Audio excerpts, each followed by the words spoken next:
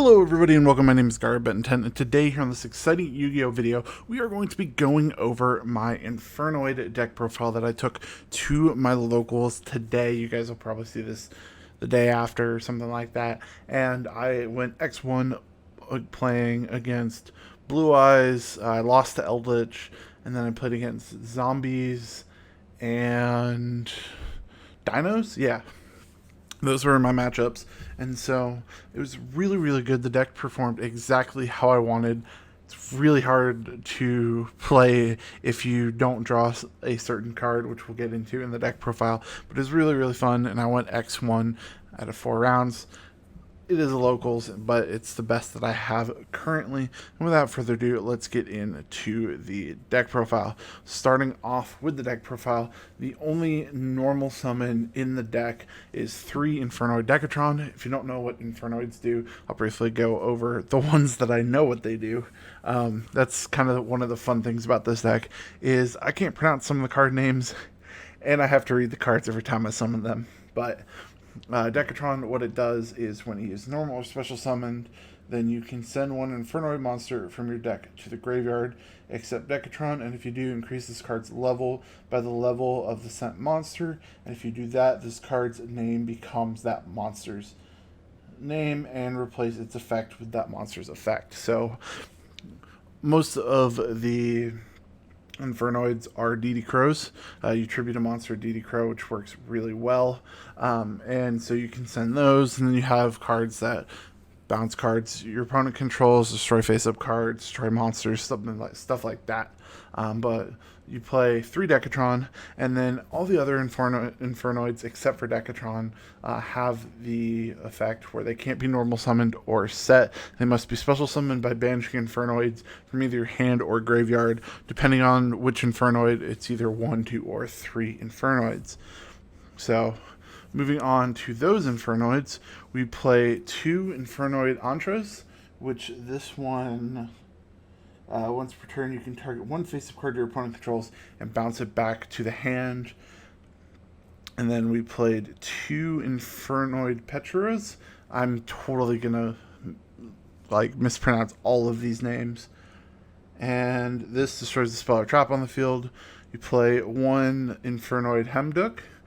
And this one, you target a monster on the field, destroy it. These are kind of the smaller Infernoids in the deck. And then I play 1 Sajit, which we'll talk about why you play the 1. And then those are all the smaller ones. For the big boy Infernoids, we have 2 Infernoid Anukus and 2 Infernoid Deviatis. And what these do is, Anunku, when he's summoned, you destroy all other monsters on the field, and then you contribute a monster for a spell trap negate. Deviati is the exact opposite. When you summon it, destroy all spells and traps on the field, and then he is a monster negate by tributing a card. And these are the good big Infernoids. So we play 1 of each, and then we play 1 of this guy and 1 of this guy. These ones can be summoned from the hand or the graveyard. The smaller ones can only be summoned from the hand by banishing Infernoids. And then these 2 have battle effects, which are kind of cool. But that's it for the Infernoid monsters. We play a grand total of looks like 15 Infernoid monsters. That you don't really want to draw a lot of the Infernoids. You want to mill them out of your deck, which we'll talk about how we do that in a little bit. And then the last monsters I play are 3 Gamma and 1 Driver. This is we blind going second most of the time, because if we draw our board breaking cards, then we can break pretty much any board very easily. Adamancipators really don't have a way to stop what we do if we do things in certain orders and stuff. But Gamma is really good. You do play the Driver, which kind of conflicts with some of the cards we'll talk about later, but overall it's really good. Now for our power cards of our deck, we play 3 Lair of Darkness. This card is absolutely amazing. It makes all face-up monsters on the field darks, which is great for Super Poly. And then if you were to tribute one of your monsters for a card effect, you can tribute your opponent's monster instead, which, as I said, we have a lot of tributing going on to activate our effects. So if we have this card on the field, we can tribute like a Borreload Savage before it has a chance to negate, or we can tribute anything we need, Apollosis, that sort of thing. And because this deck is so good with Lair, we also play the Terraforming because we want to see our field spell. I also thought about playing like a Metaverse, because if we have Metaverse, it's not going to help us break our opponent's board during our turn, but we can potentially help break it during their turn as well when they try to go for the OTK. But I couldn't find my Metaverse before the locals, so that's just one of the cards in the back of my head. Now moving on to our Void cards, play 3 Void Vanishment, which is our Searcher, and then we play 3 Void Imagination, which is our fusion card. Lets us get out Infernoid Tiara. If your opponent controls a monster from the special summon from the extra deck, then you can send Infernoids from your deck to the grave, which is really, really good. This also makes all of your Infernoids level 1, which is really good because all the big Infernoids cannot be summoned if you have monsters on your side of the field where their levels ranks equal 8 or more. So this helps bring them down, which is really, really good.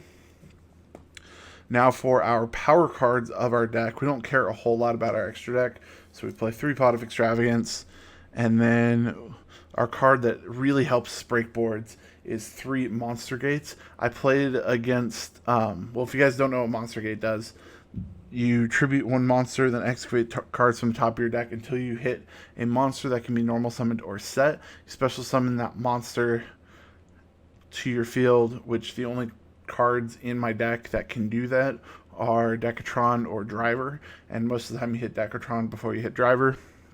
And this is really, really good combo off with Lair.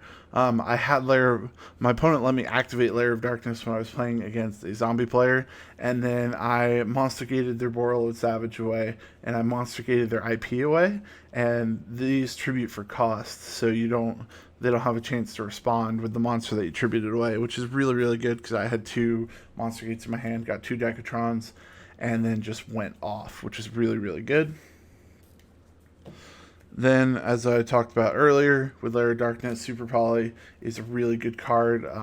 You can play Starving Venom, you can play that Predaplant Fusion that requires 3 dark monsters, and just Super Poly away your opponent's board. Against that same zombie player, he had a board of like Borreload Savage, and I think it was Plague Spreader Zombie, and I was able to Super Poly them away, and then he was just left with a Needle Fiber on field, which allowed me very easy access to winning that game.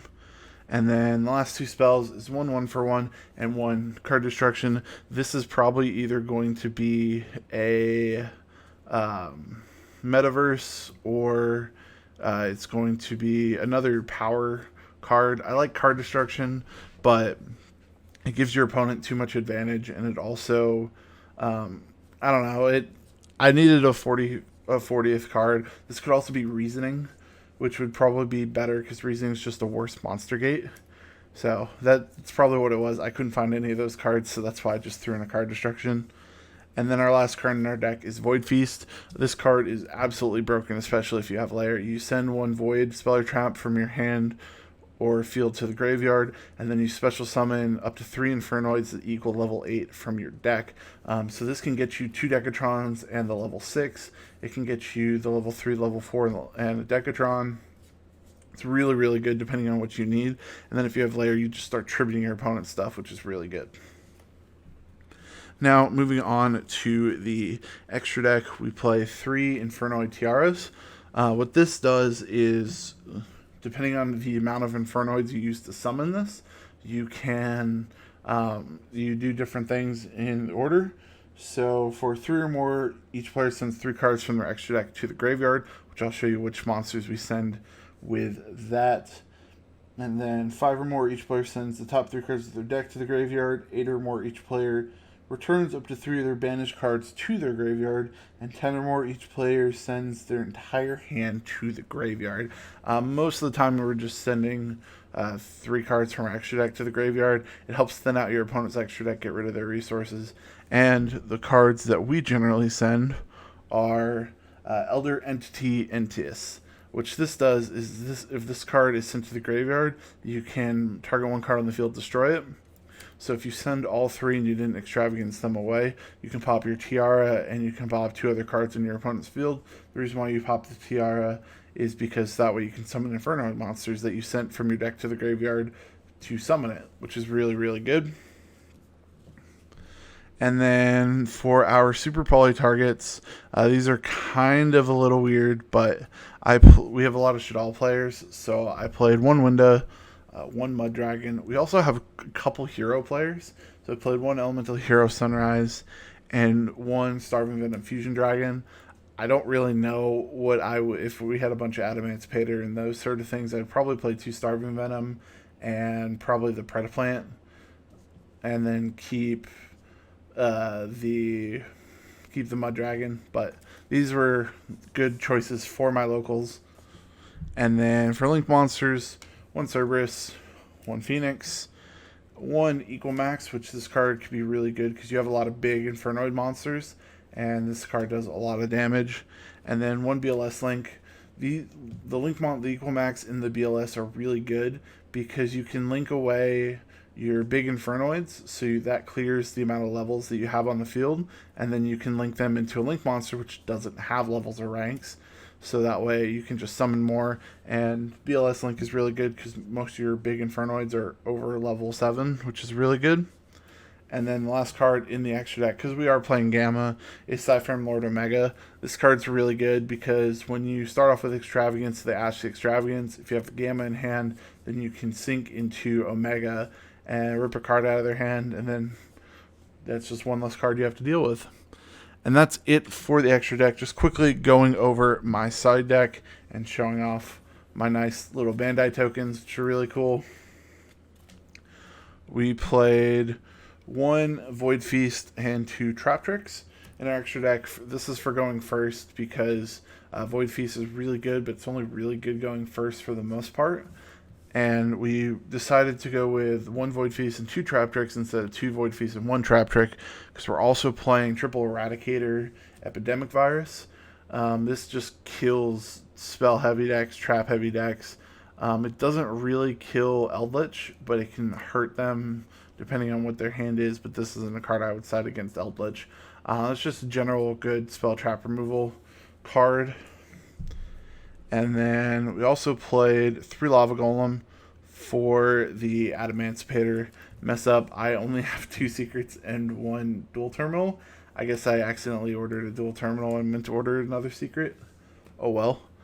And then we played 3 Cosmic Cyclone for the Eldritch matchup, and then also 3 Lightning Storm to round off our 15 card side deck. But yeah, guys, that's gonna be it for this video. I hope you guys did enjoy. If you guys have any questions about my deck list or any comments or any ways that you think I can improve my deck list, make sure to put that in the comment section down below. And as always, make sure to like the video, subscribe, and share with your friends. That's gonna be it. I hope you enjoyed, and I'll see you guys next time. Peace out.